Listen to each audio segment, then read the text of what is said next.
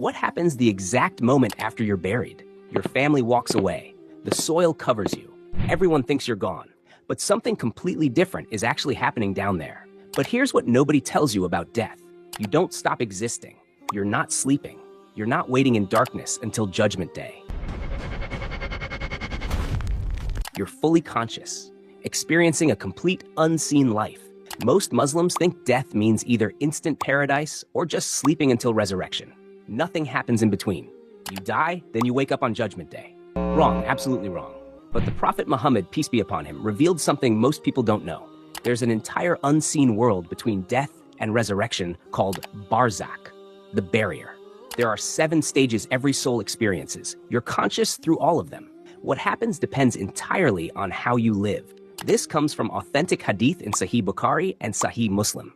The Prophet described each stage in detail, not to scare us, to prepare us while we still have time.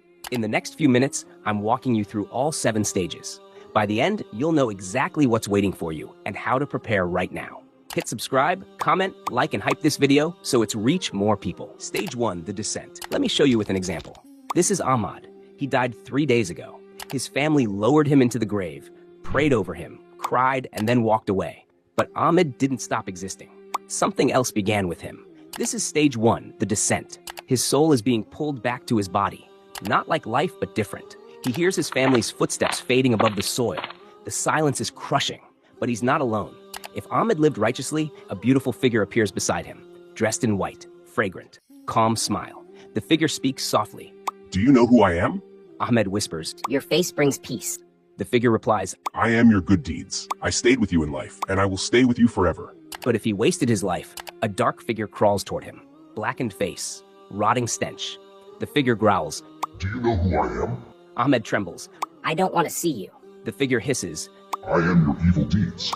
I followed you in life, and now you can't escape me. The Quran warns in Surah Al-Mu'minun, behind them is a barrier until the day they are resurrected. So Ahmed is trapped in that barrier now. And what happens next will determine everything. 2 beings are approaching his grave. Stage 2, the questioning. Now this time again, Ahmed hears footsteps, but not human footsteps. Something heavier.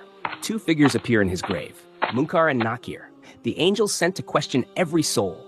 Their voices shake the earth around him. This is stage 2, the questioning. They ask 3 questions. Who is your Lord? What is your religion? Who is your prophet? If Ahmed lived on his faith, the answers flow instantly from his tongue. My Lord is Allah. My religion is Islam. My prophet is Muhammad. His heart knows the truth. No hesitation.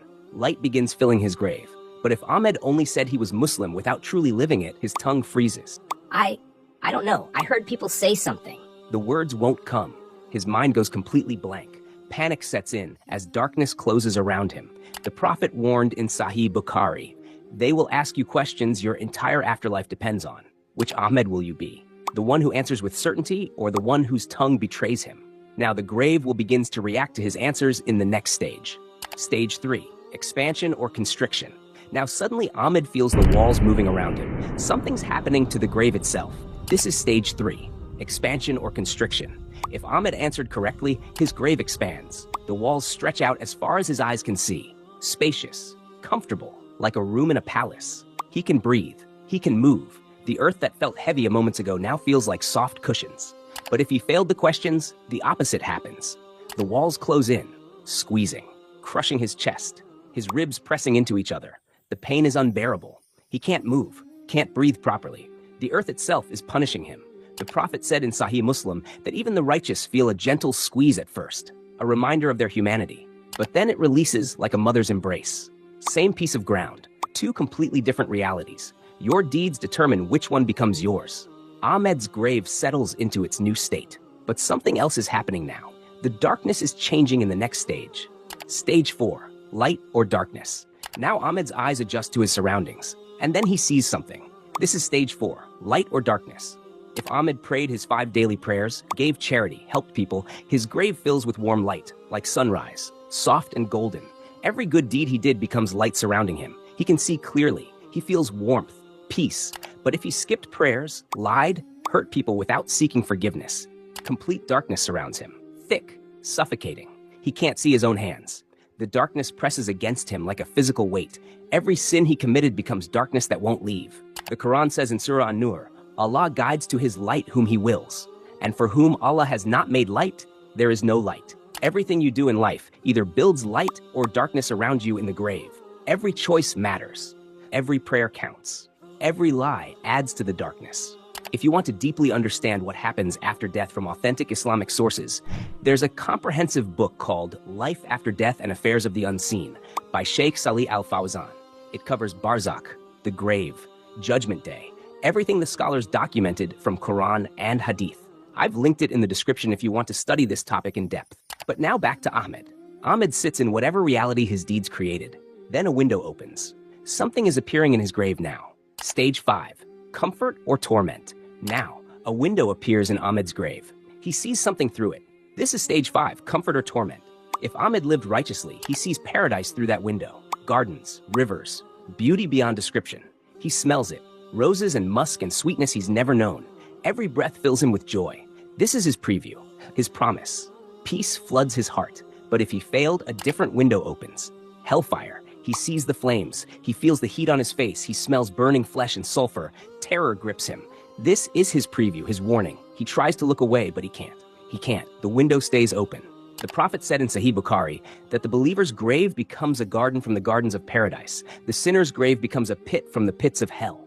Right now, people in their graves are experiencing these realities. Their bodies decomposed, but their souls are fully conscious. Which window will open for you? Time doesn't work normally here anymore. Stage 6, waiting in Barzakh. Now, Ahmed has been in his grave for 800 years now. But he doesn't know that. This is stage 6, waiting in Barzakh. If Ahmed is at peace, those 800 years feel like an afternoon nap. Time passes like moments. He's comfortable, dreaming of paradise, smelling its fragrance, waiting patiently for resurrection day. No suffering, just peaceful rest. But if Ahmed is being punished, every single moment feels endless. A day stretches like a year of suffering. 800 years feels like eternity. He screams, but nobody hears. He's completely isolated. The pain doesn't stop, the heat doesn't cool, the darkness doesn't lift. The Prophet warned that the grave is either a garden from paradise or a pit from hell. Think about this. Some souls have been waiting for thousands of years, and they're still there, still experiencing whatever their deeds created. You can still prepare right now, but once you're there, it's too late to change anything. Suddenly, everything changes. A sound splits the sky. Stage 7, the resurrection. The moment begins when Angel Israfil blows the mighty trumpet. The sky trembles, mountains crumble. Ahmed hears the sound even inside his grave. This is stage 7, the resurrection.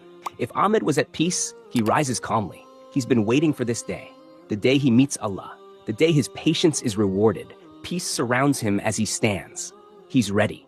But if Ahmed was being punished, he rises in complete terror. Barzakh was just the preview. Now comes the actual judgment. Now comes eternity. Everything he feared in the grave is about to become permanent. The Prophet said in Sahih Bukhari that people are resurrected in the same state they died in. The believer in peace, the disbeliever in terror, barefoot, naked, but so focused on what's happening they don't even notice. Every soul that ever lived rises at this moment.